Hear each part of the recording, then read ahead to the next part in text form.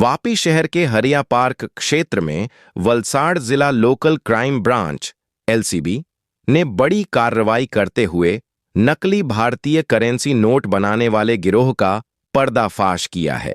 इस कार्रवाई में एलसीबी ने एक फ्लैट पर छापा मारकर 500 रुपये के बड़ी मात्रा में नकली नोट, उन्हें छापने में इस्तेमाल किए जा रहे उपकरणों और अन्य आपत्तिजनक सामग्री के साथ 2 आरोपियों को गिरफ्तार किया है। मिली जानकारी के अनुसार सूरत रेंज के पुलिस महानिरीक्षक प्रेमवीर सिंह तथा वलसाड़ जिला पुलिस अधीक्षक युवराज सिंह जाडेजा के निर्देश पर जिले में अपराध नियंत्रण को लेकर लोकल क्राइम ब्रांच द्वारा सघन पेट्रोलिंग और निगरानी अभियान चलाया जा रहा था। इसी दौरान एलसीबी के एएसआई अजय अमलाभाई चौधरी को गुप्त सूचना मिली कि डूंगरा थाना क्षेत्र के हरिया पार्क इलाके में एक फ्लैट में नकली नोटों की छपाई की जा रही है। गुप्त सूचना के आधार पर एलसीबी की टीम ने योजनाबद्ध तरीके से हरिया पार्क क्षेत्र में स्थित एक फ्लैट पर छापा मारा। छापेमारी के दौरान मौके से आरोपी संजय सोमनाथ पवार को 500 रुपये के नकली नोटों के साथ रंगे हाथों पकड़ लिया गया। प्रारंभिक पूछताछ में आरोपी ने खुलासा किया कि उसने अपने साले और अन्य साथियों के साथ मिलकर नकली करेंसी छापने की साजिश रची थी। पूछताछ में यह भी सामने आया कि कुछ दिन पहले संजय पवार ने छाया देवी मंडल से संपर्क किया था। आरोपियों ने 30 लाख रुपए को 80 लाख रुपए में बदलने का लालच देकर नकली नोट छापने की योजना बनाई। इसी साजिश के तहत छाया देवी मंडल ने हरिया पार्क स्थित अपना फ्लैट उपलब्ध कराया, जहां पर आधुनिक उपकरणों की मदद से 500 रुपये के नकली नोट छापे जा रहे थे। पुलिस ने फ्लैट से 500 रुपये के नकली नोटों के कुल 1215 कागज जब्त किए हैं, जिनकी कुल अंकित कीमत करीब 24,30,000 रुपये बताई जा रही है। इसके अलावा रंगीन प्रिंटर, मोबाइल फोन, नकदी और अन्य सामग्री भी बरामद की गई है। जब्त किए गए उपकरणों और अन्य सामान की अनुमानित कीमत लगभग 17,680 रुपये बताई गई है। एलसीबी ने इस मामले में संजय सोमनाथ पवार और छाया देवी मंडल को गिरफ्तार कर डूंगरा पुलिस थाने में भारतीय न्याय संहिता 2023 की विभिन्न धाराओं के तहत मामला दर्ज किया है।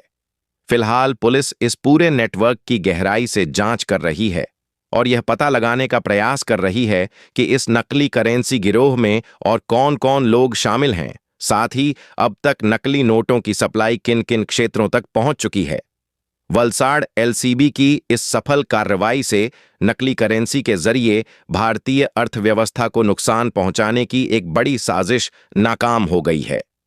पुलिस अधिकारियों का कहना है कि आगे भी इस तरह के अवैध गतिविधियों के खिलाफ सख्त कार्रवाई जारी रहेगी। वलसाड़ लोकल क्राइम ब्रांच ने મળેલ બાતમી આધારે વલસાડ લોકલ ક્રાઇમ બ્રાન્ચે 2 ઇસમોની બનાવટી ચલણી નોટના કાગળો સાથે આશરે 1215 જેટલા કાગળો અને સાધન સામગ્રી સાથે 2 ઇસમોની ધરપકડ કરેલી છે। આ બાબતે ડુંગરા પોલીસ સ્ટેશનમાં લોકલ ક્રાઇમ બ્રાન્ચ દ્વારા એફઆઈઆર રજીસ્ટર કરવામાં આવેલી છે અને જેની હાલની તપાસ ડુંગરા પોલીસ સ્ટેશન કરી રહેલ છે। જે પકડાયેલ આરોપી છે એ 2 આરોપીના નામ છે સંજય પવાર, જે મૂળ વતની છે મહારાષ્ટ્ર રાજ્યના અને હાલમાં વાપીના ચણોદ કોલોની વિસ્તારમાં રહે છે। બીજા જે આરોપી છે એમનું નામ છે છાયાબેન મંડલ, જે વાપીના ભડકમોરા વિસ્તારમાં રહે છે અને મૂળ ઝારખંડ રાજ્યના વતની છે।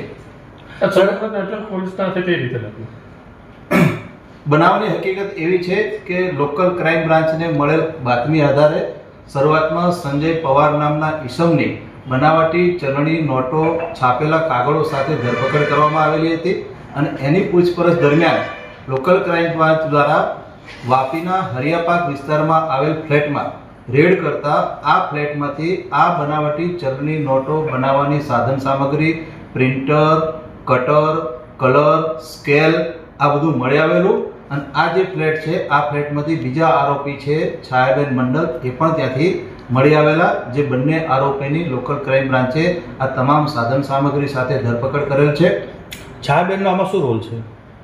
તપાસ દરમિયાન અને પકડાયેલ આરોપીની પૂછપરછ દરમિયાન જાણવા મળેલ કે જે પકડાયેલ આરોપી સંજય પવાર છે એમના નજીકના સગા, એમના શાળા જેમણે સંજય પવારને વાત કરેલી કે ભાઈ એમની પાસે બનાવટી ચલણી નોટો છાપવા માટેના બે ઇસમો છે જેમની આ બનાવટી ચલણી નોટ છાપવા માટેની માસ્ટરી છે, અને જો કોઈ વ્યક્તિ આ બનાવટી ચલણી નોટોના બદલામાં સાચા રૂપિયા આપવા માટે તૈયાર હોય તો એમને ડબલ અથવા 3 ગણા રૂપિયા બનાવટી ચલણી નોટોના છાપીને આપશે.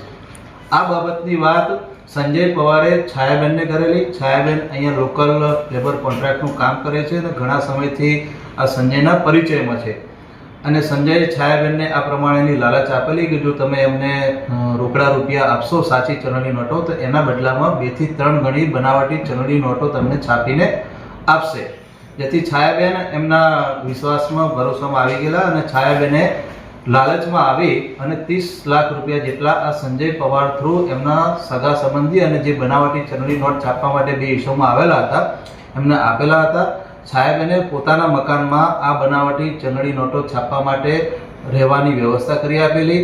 આ છાયાબેનનું જ જે હરિયાપાકમાં આવેલો ફ્લેટ છે, આ ફ્લેટમાં આ બહારથી આવેલા બે ઇસમો રોકાયેલા હતા અને ત્યાં આ બનાવટી ચલણી નોટો છાપતા હતા.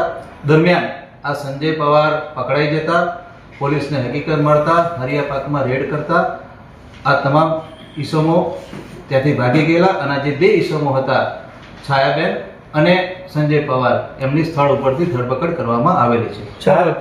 જે બનાવટી નોટો જે છે એને બજારમાં કઈ રીતે મૂકવાના હતા?